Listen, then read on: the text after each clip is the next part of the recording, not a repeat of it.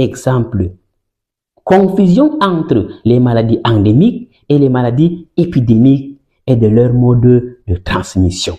Voilà donc le problème scientifique qui a été identifié. Alors, vous avez déroulé ainsi, vous avez fini le déroulement de votre situation problème, puisque vous avez déjà identifié le problème. Maintenant, vous passez à quoi? À l'écriture de la séance. L'enseignant écrit le titre de la séance suivi de son numéro, conformément à la fiche de progression nationale. Le titre est souligné, il n'est pas encadré, il est simplement souligné. Alors, après avoir écrit le titre, le point suivant c'est quoi? C'est écrire et dicter les objectifs. Donc, la séance est suivie de ces objectifs. Les objectifs de la leçon contenus dans la colonne des OPOI sont écrits au tableau ou dictés aux élèves. Voilà. Et le point suivant, après avoir communiqué les objectifs aux apprenants, vous devez donc écrire le premier sous-titre de la séance, suivi de l'activité à mener éventuellement. Il est important de préciser que vous pouvez mener une activité pour toute la séance, si la séance est courte. Tout comme aussi, vous pouvez mener l'activité pour chaque titre, pour chaque sous-titre de la séance. Dans notre cas précis, voilà notre exemple, nous allons mener les activités pour chaque sous-titre. Exemple, séance 32.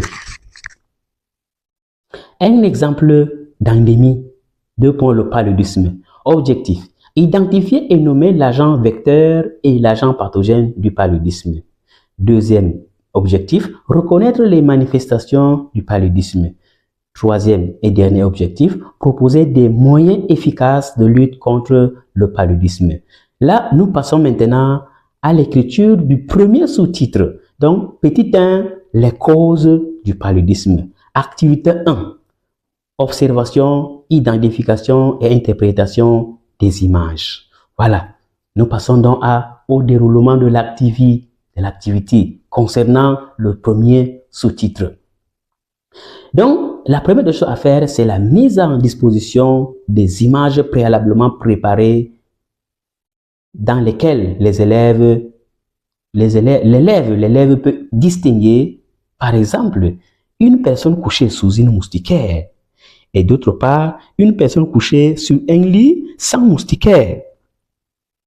Et aussi, l'image d'un moustique anophèle prêt à piquer. Quelqu'un peut aussi ajouter un malade sous traitement dans un centre de santé, sous perfusion, par exemple. Là, l'ensemble de ces images donc concourent à la compréhension de ce qui se passe. Donc, il y a donc une observation libre des élèves et questionnement guidé par l'enseignant. Là donc, on passe donc à la mise en évidence du moustique anophèle, qui est l'agent vecteur, du plasmodium, qui est l'agent pathogène, des facteurs favorisant la transmission. Par exemple, le cas d'une personne couchée sur un lit sans moustiquaire, par exemple. Donc, ici, l'enseignant va passer à la reformulation et à la stabilisation des connaissances. L'enseignant reformule et recadre les hypothèses faites par les élèves. Et ensemble, ils construisent le résumé en relevant les causes de cette maladie. Notez bien, les images doivent être captivantes, vivantes, parlantes.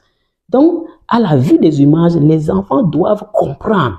C'est ici donc que l'usage du numérique est fortement recommandé. Il peut y avoir des flèches, il peut y avoir de la coloration, des annotations. Et en cas, s'il s'agit d'un fonctionnement, comme le cas de la circulation sanguine par exemple, où vous voulez montrer le trajet du sang, vous devez utiliser les flèches et la coloration doit être différente pour enseigner, pour montrer les différences aux enfants. Donc, c'est là où est la nécessité d'avoir des compétences numériques de base pour chaque enseignant.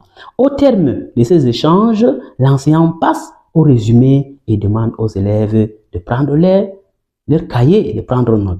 Alors, passons au 13e point du résumé. Donc, l'enseignant passe maintenant à la dictée du résumé. Pendant cette dictée, veuillez prononcer distinctement les mots et les expressions employées.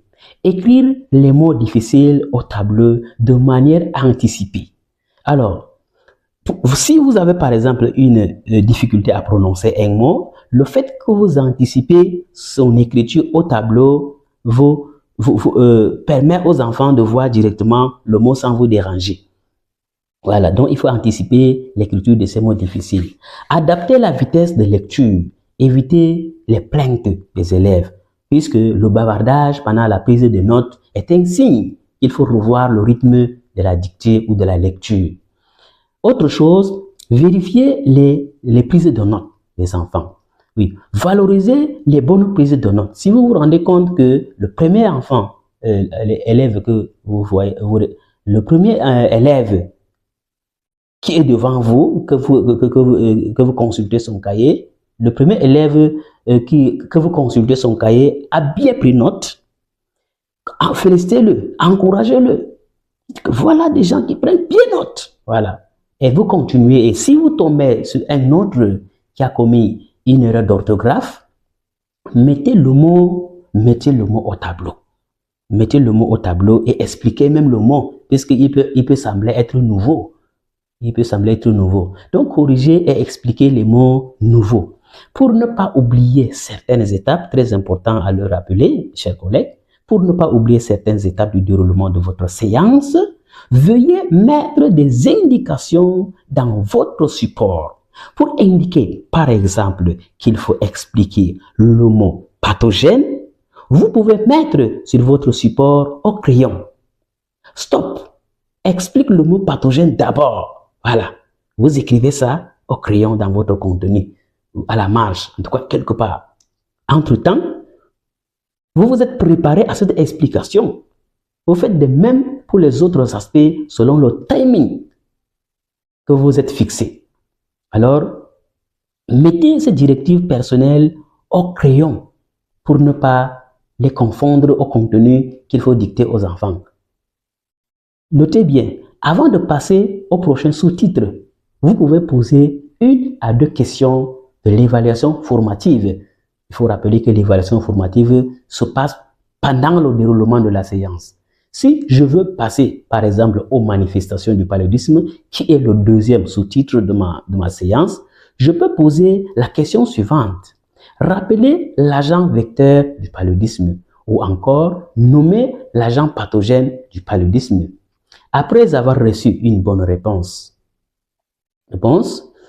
que je dois apprécier, je peux dire, vous avez très bien compris cette partie. Nous allons passer alors aux manifestations du paludisme. Et de la même manière que vous avez déroulé le premier sous-titre, l'activité du premier sous-titre de votre séance, vous pouvez appliquer la même stratégie pour les autres sous-titres, mais de manière spécifique